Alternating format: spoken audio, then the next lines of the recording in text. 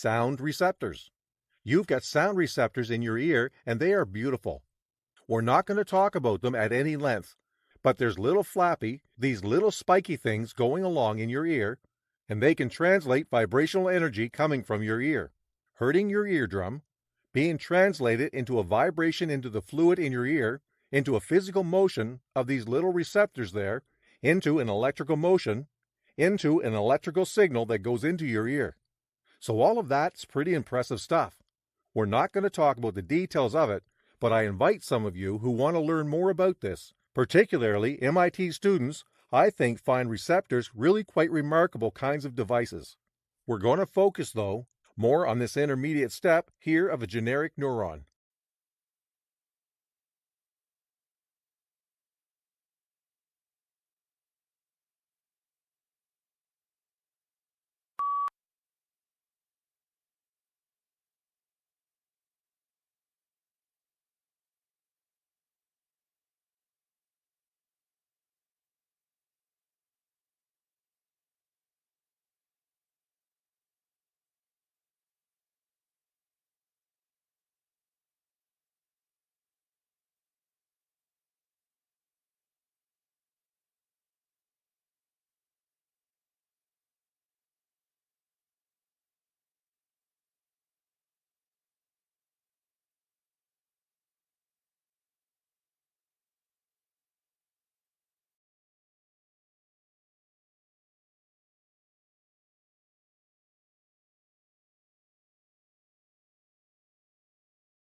Normally, however, spectacles are part of an assemblage of items, giving us an overall look. In fashion terms, they're classed as accessories, along with shoes, jewellery, handbags or watches. But in healthcare terms, they are, of course, a medical device. And in many languages other than English, they're often described as a prosthesis, an artificial part of the body, part of you, making you who you are. MyPTEBooking.com. And choosing your spectacles is therefore a major decision. Increasingly, people own 2 or more pairs for different occasions or times of the day. And there is a phrase for this in the industry. It's called lifestyle dispensing. And it dates back to the 1950s. MyPTEBooking.com. The idea is that you wear one type of spectacles in the workplace and quite another at leisure or on the beach.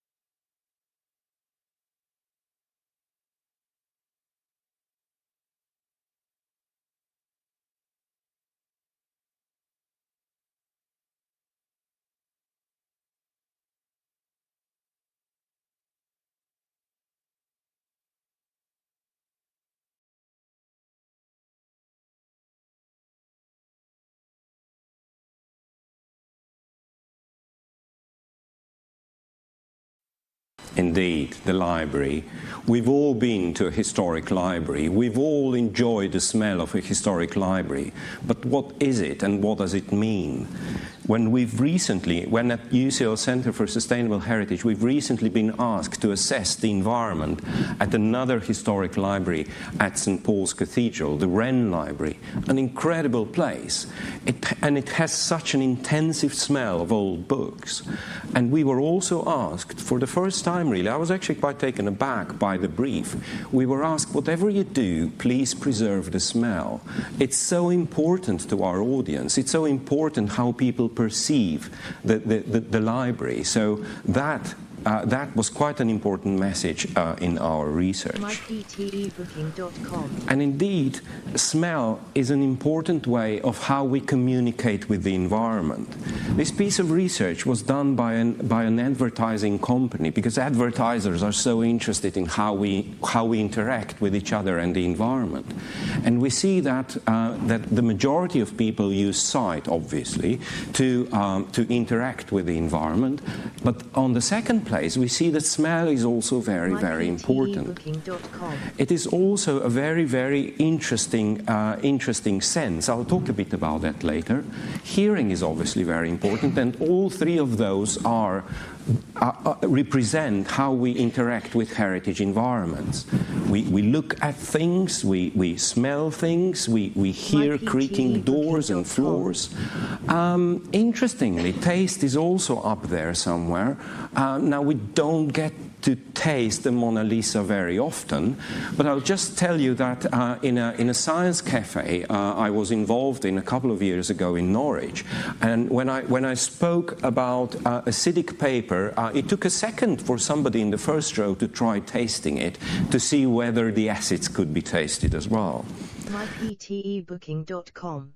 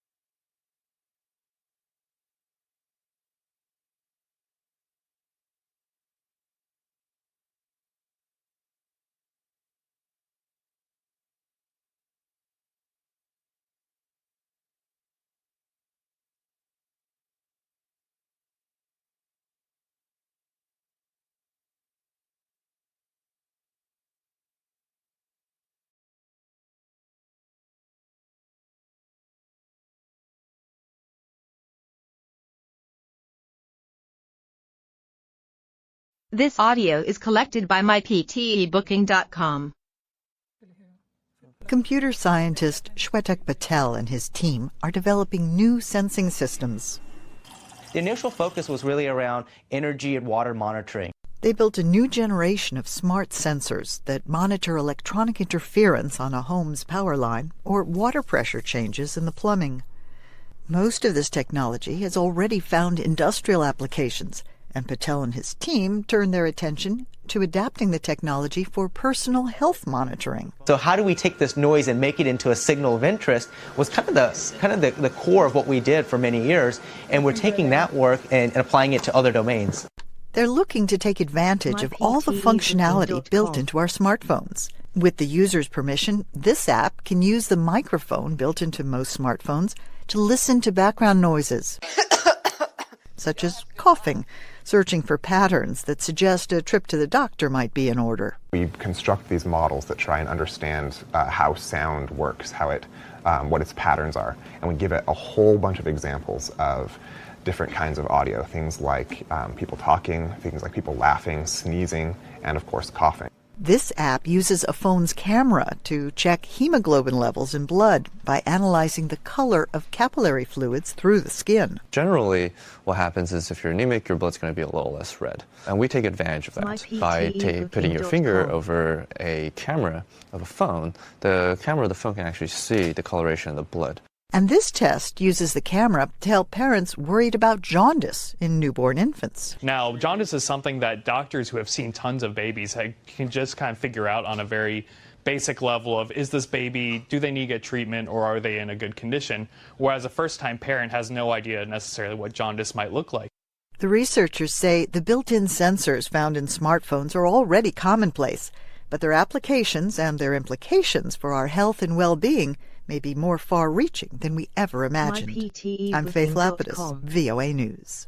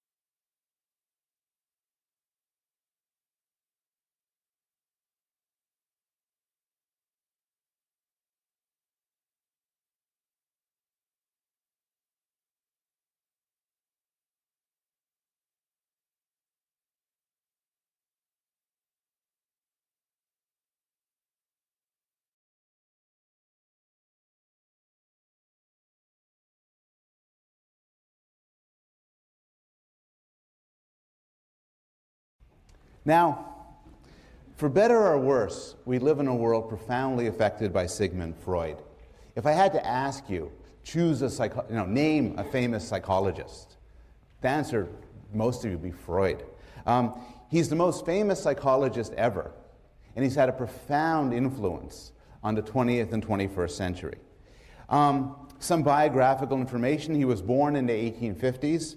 He spent most of his life in Vienna, Austria, but he died in London, and he escaped to London soon after retreating there at the beginning of World War II, as the Nazis began to occupy where he lived.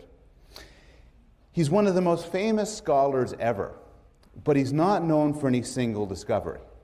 Instead, he's known for the development of an encompassing theory of mind, one that he developed over the span of many decades.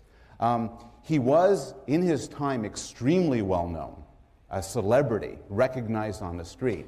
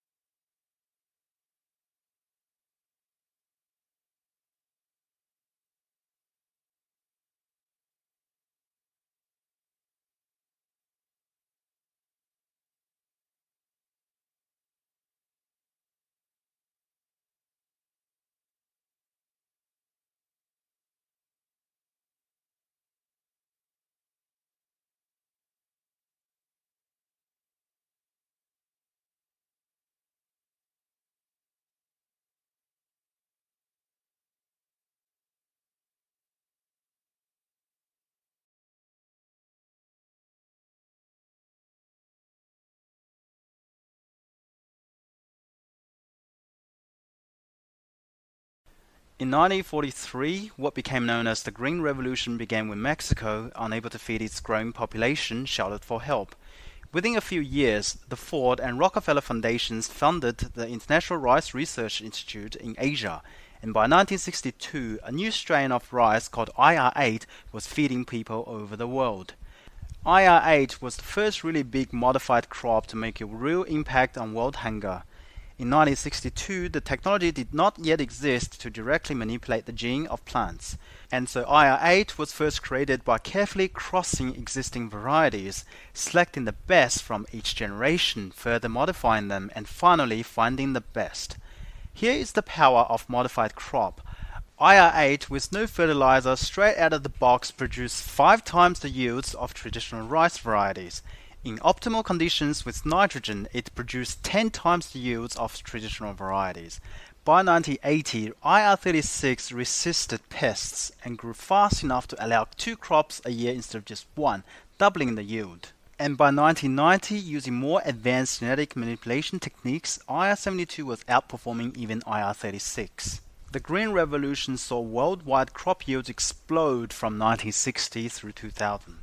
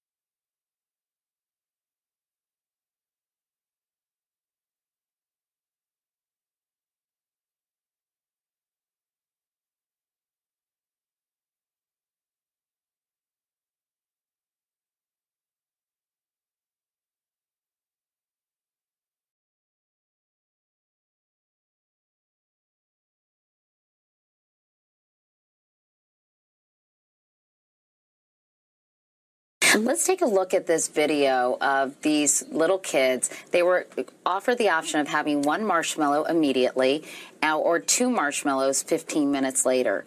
And you've got some very cute videotape of this experiment, so let's take a look. Okay. What we found is a very simple and direct way of measuring a competence that seems to make an important life difference. A researcher tells these preschoolers that she's going to leave the room. If they wait for her to come back without eating the marshmallows, they'll get 2 marshmallows. Or they can ring the bell and she'll come back right away. But then they only get 1 marshmallow. I won't ring the bell. You won't ring the bell? Okay.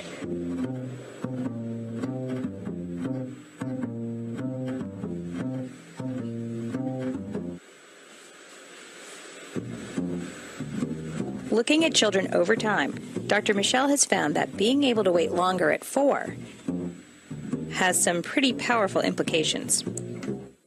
And what are those powerful implications? Is that that later in life they're more disciplined and have more self-control? Is that pretty much it? Well, they are more likely to achieve their life goals. They have better relationships. They did better on their SAT tests. I know, that's crazy. All because they waited 15 minutes for 2 marshmallows? I mean, I think it is crazy. I probably would have eaten all 3. But yeah, me too.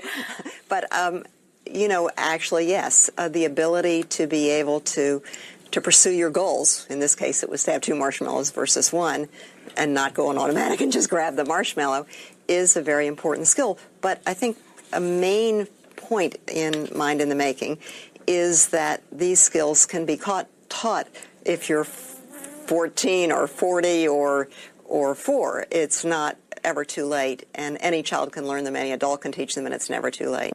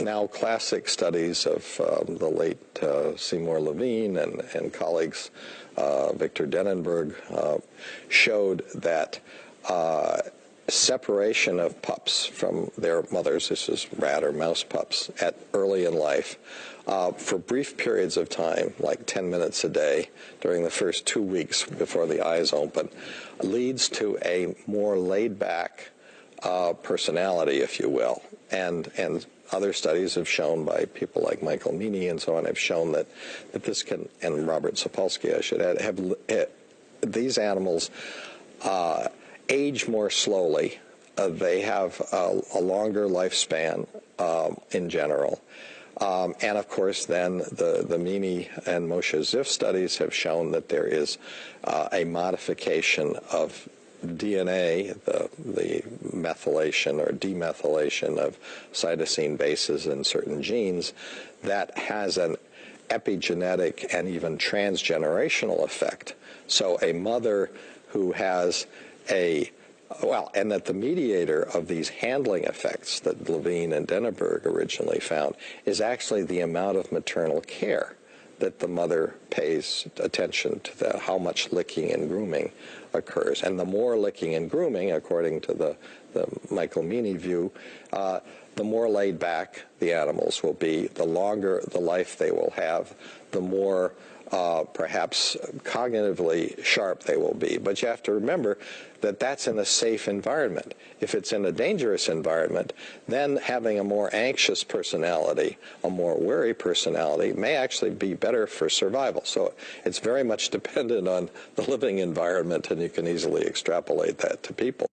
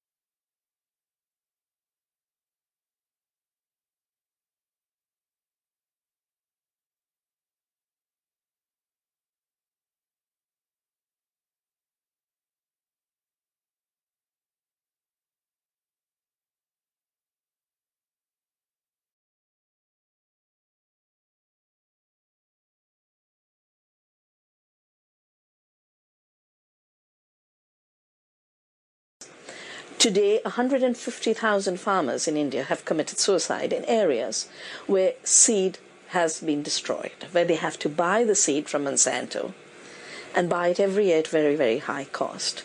And that high-cost seed is getting them into debt, and that debt is pushing them to suicide.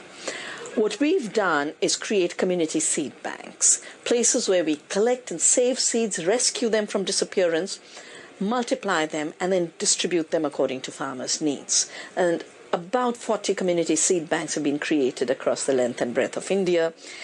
Places where these have been created, farmers are not in distress, because the biggest cost today is seeds and chemicals. These seed banks have now been a new place where we can respond to the new crisis of globalization on the one hand and climate change on the other.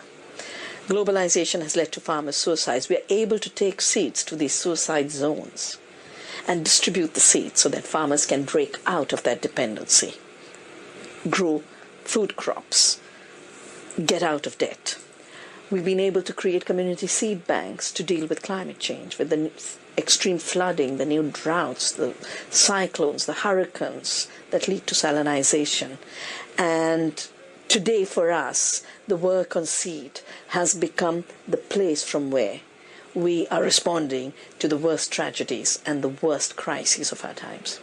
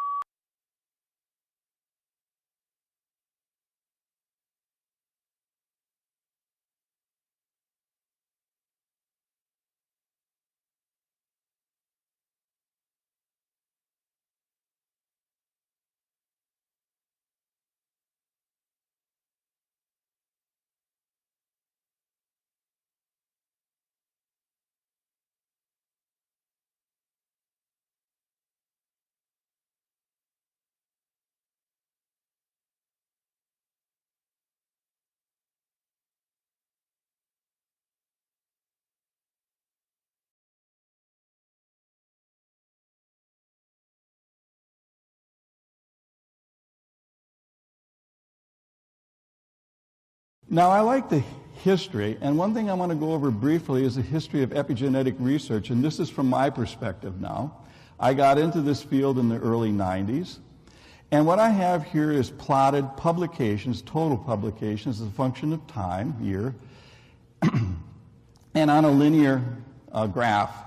So what I did for this is I wanted to show that basically, up until around the year 2000, there's an inflection point right around 2005, right in here, where it looks like basically nothing really is happening much in the field of epigenetics, to the point where it's actually going vertical, and a lot is happening in the field of epigenetics. Now, if you plot this rather than on linear paper, semi-log paper, what you will find is that what I'm showing is an exponential growth curve for publications in the field of epigenetics. And that in the scientific community, there's a doubling of the epigenetics papers every 1.5 to 2 years. Last year alone, we put into publication somewhere between 15 and 20,000 papers, which took us 15 years from 1990 to 2005.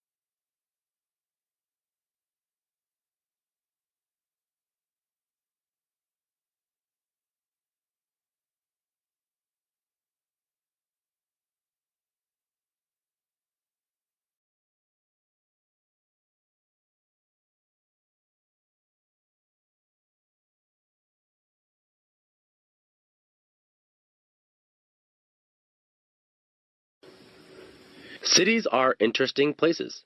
Some cities are carefully planned, built for a reason, and reflect the needs of the people as it grows. Others are less conscientiously designed. Paris, for example, was originally founded in the 3rd century as a small village, and with every passing generation it grew in size and importance. It grew from a medieval city to a modern city, but the transition was not always smooth. Emperor Napoleon III had to hire someone to oversee the rebuilding of Paris. The man he chose was Georges Eugene Haussmann. In 1853, Haussmann began the process of renovating France's capital city. His basic instructions were to bring light and air into the central districts, improve the sanitation and living areas, and make Paris a more modern, beautiful city. Not your average weekend renovation.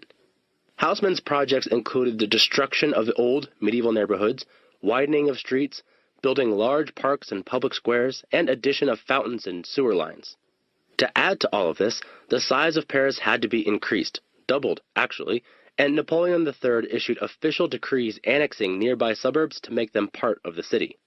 One of the main priorities of this massive renovation was to connect all of the districts together. If we think of Paris like a house, each district was its own room, existing essentially independently of the other districts. Napoleon III wanted it to be easier to travel between the most important districts, and to create a sense of this being one unified city, not a series of independent neighborhoods. So Haussmann created large avenues that connected the districts. More than that, he made all of the avenues look roughly the same. Buildings on a major avenue were required to be roughly the same height and style, and even had to use the same cream-colored stone for the facade. The result was to remove any local characteristics and create a uniform Paris. For the first time, the city had a specific look, a style that people began to associate not with a district, but with Paris itself.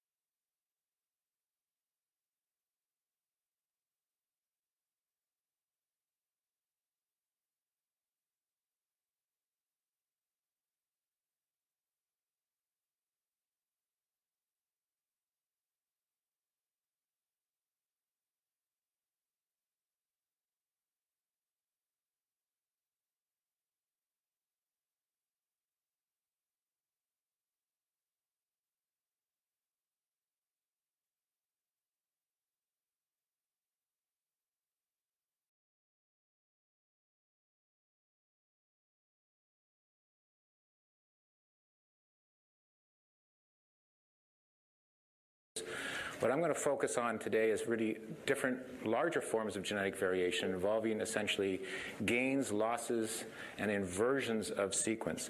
So shown here is a fairly, in a simple diagram, we have an example of some structural variation, operationally defined as events greater than a kb in size. So we have pieces of DNA that sometimes become deleted.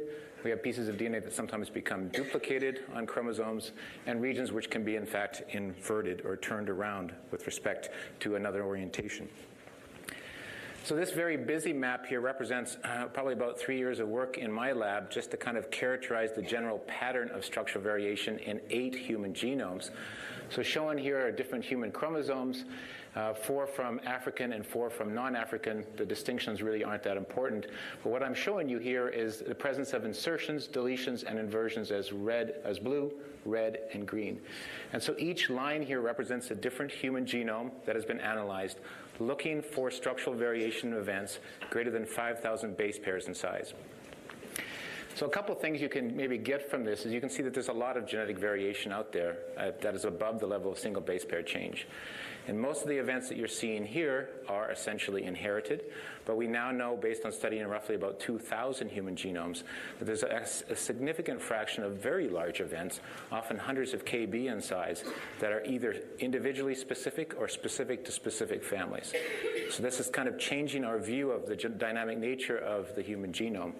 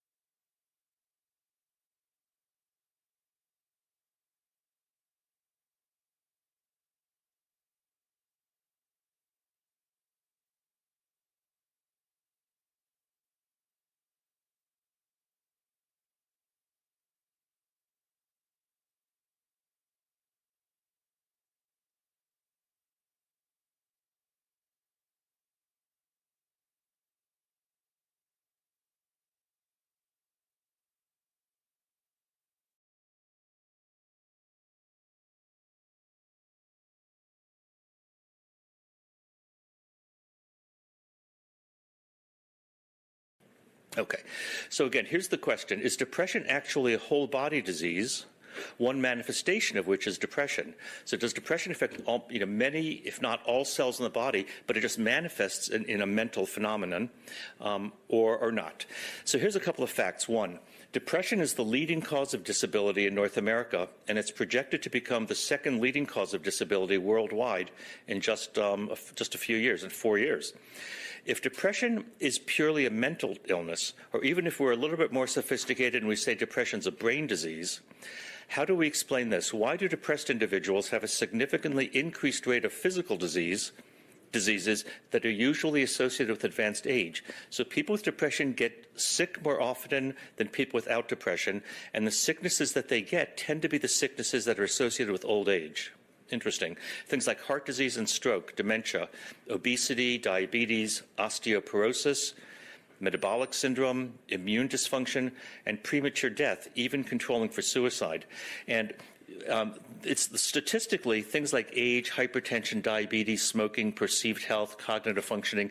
These factors are more common in individuals with depression, even if you take all of those things out of the equation. It seems to be something added by depression per se that leads to the increased risk.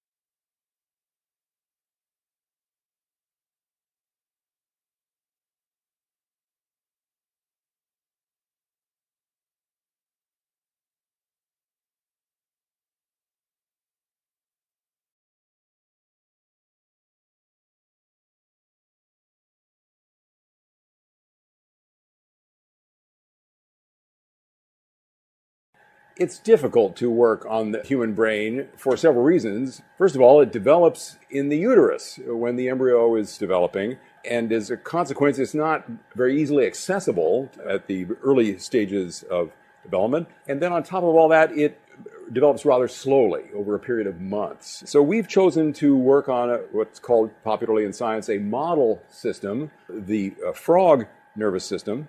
And this is quite attractive because the fertilization of the eggs occurs externally, typically in pond water. Here, of course, we do it artificially in the lab.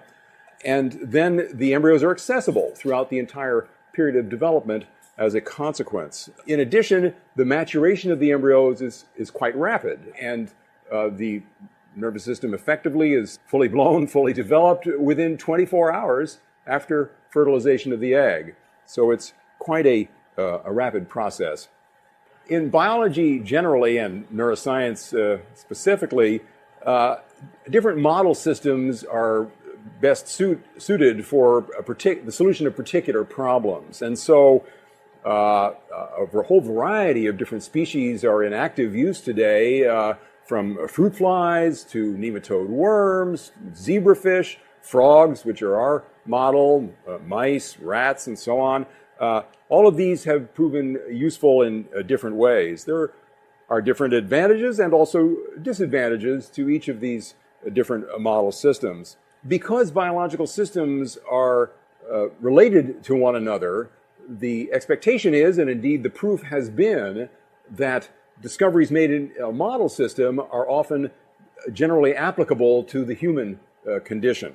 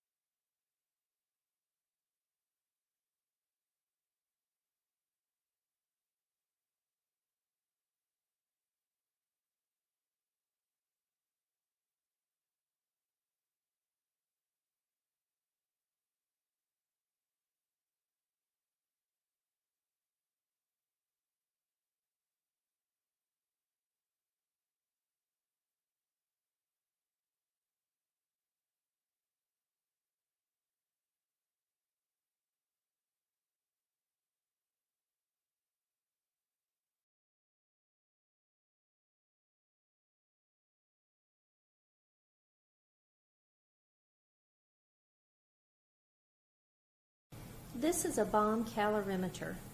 This is the actual piece of equipment that researchers use to calculate the energy content of either biodiesel or maybe even the potato chips that you had for lunch today. When they calculate the amount of energy, they're going to calculate it in heat units, which would either be joules or calories. I want you to look inside the bomb calorimeter. Inside here, you can see that there's a silver bucket. Water goes all in here. And this is actually the bomb. It's a smaller silver cylinder. What you do is put your fuel sample in there. Then, these two electrodes are connected to the bomb. These provide the spark that will ignite your sample. When your sample burns or combusts, that gives off energy. So how is the energy collected, or how does a scientist figure out how much energy is being given off? Well, it's a closed system. There's a lid here that goes on top of this calorimeter. And what's in here, in the lid, is a stirrer. The stirrer is going to stir the water that's in this big pool here, so that the heat given off from the sample is going to warm the water in a uniform way. This is the temperature probe. This goes down in the water also and measures the change in temperature, because as the sample is burned, it'll give off heat and the temperature of the water will increase. So the lid goes on, the sample is prepared. The last thing that you need to make a combustion reaction happen is oxygen.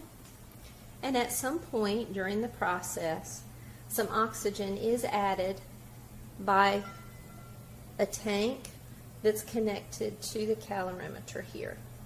So we are going to burn a sample of the biodiesel that you've prepared and get some feedback on the energy content of it. You'll be able to use this to compare it to petroleum-based fuels like octane.